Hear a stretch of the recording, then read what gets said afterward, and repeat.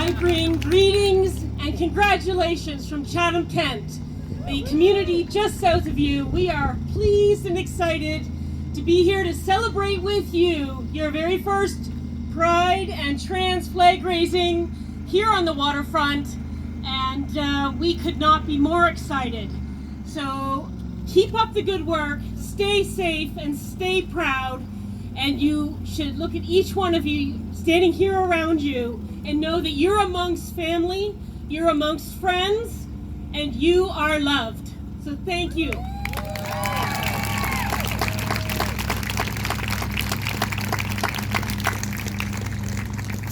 Crystal Falk.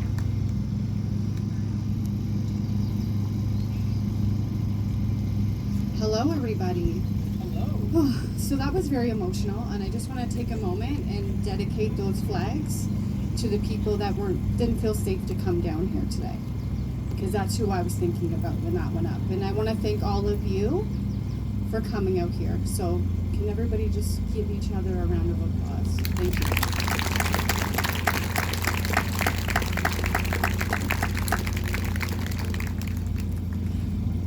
First, I would like to thank all of the folks in Sarnia and Lambton County that made today possible.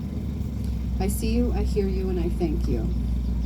When I think of the millions of people around this country and around the world who have put in countless hours of effort to bring the right to marry to queer people, I am thoughtful of the possibilities of what can be accomplished when oppressed humans and their allies come together. When I think of Sarnia and the people who have come here today, I feel overwhelmed and personally grateful that a lonely and closeted lesbian girl from a generation where my existence was a joke or taboo can now be in a city like Sarnia and find a home here with people who love and support me. For most of my life, I had no sense of connection to the terms community or family. It was a long and intense struggle, but finally, I've been able to find those things here. For every one of me, though, there are so many more who will never have that opportunity. There's a transgender girl out there living in darkness who will die by suicide before she can graduate high school, because her parents and her church will tell her that when she has no control over is abomination, and her classmates and teachers will convince her that she is a freak and a mistake. There's a queer black young man out there who, unable to find intersectional support in a society of singular identity politics, has already given up on planning a future because of the concurrence of being a racial and sexual minority places him in multiple zones of oppression that frustrate and diminish hope of achievement. These are not isolated cases, and these are not hypothetical situations. These are Sarnia realities. That's why today's event, Sarnia's first Pride flag raising and Pride Month, is so important. We must demand our governments that they work harder to put in place structure to ensure that there is no going back. And where they fail to do is, or worse, where they are seen to roll back our rights, inalienable rights, we the people, wherever we are, must call them out on this. The raising of pride and transgender flags, while symbolic, is also a call to each one of us. We all have traveled personal journeys, so today our job is to continue to be that legitimate voice, sharing our lived experiences so that when people question, do we need to have pride? Why do we need to go to queer and gender diverse bars? We can say it is the visibility of events like today, by being here together, standing united as one voice of a community, that we can make change happen and be that stronger counter voice to those who choose to deny our rights. More than 6 years ago, I was a student at Lambton College. I was out and proud as a queer woman, but I wasn't always that way. I had come from a life of continuous struggle with addictions and homelessness. But one oppression I remember killing my spirit most was my shame of my queerness. I did not have pride. I thought my life would be easier if I fit into a heteronormative society, and it was not. It almost killed me.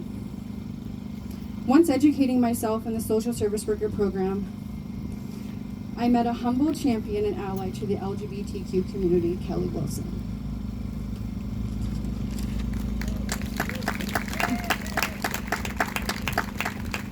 With her guidance and the support from Sarnia Lambton Rebound, we together said enough is enough.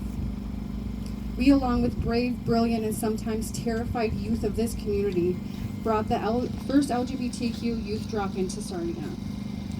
Since that time, Sarnia Pride and Transgender Association started. Beachside Pride is having an actual Pride Day in town in July. And right now, the city of Sarnia has declared June Pride Month. This is cause for great joy. We have come a long way, Sarnia, and yes, we have a long way to go. But what I have seen happen here shows me, and more importantly, our next generation, that we will not give up until every gender and sexual diverse person in Sarnia and Lambton feels safe.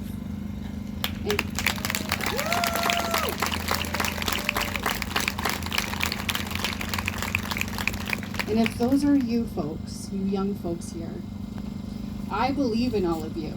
You all get this. And I can't wait until next year and the year after that you're up here, cheering this on and continuing this movement forward. And the ones that are scared and terrified to be here right now, maybe you're not out, or maybe you don't have support at home, this is your new support. I'm your new support, and I got you. And thank you all for coming today.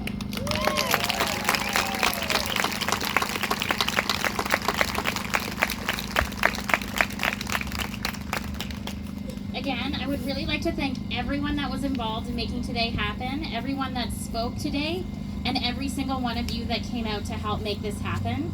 I am forever grateful. We are forever grateful. And as well, I would also like to invite everyone to come to Ups and Downs for our after party. Thank you again.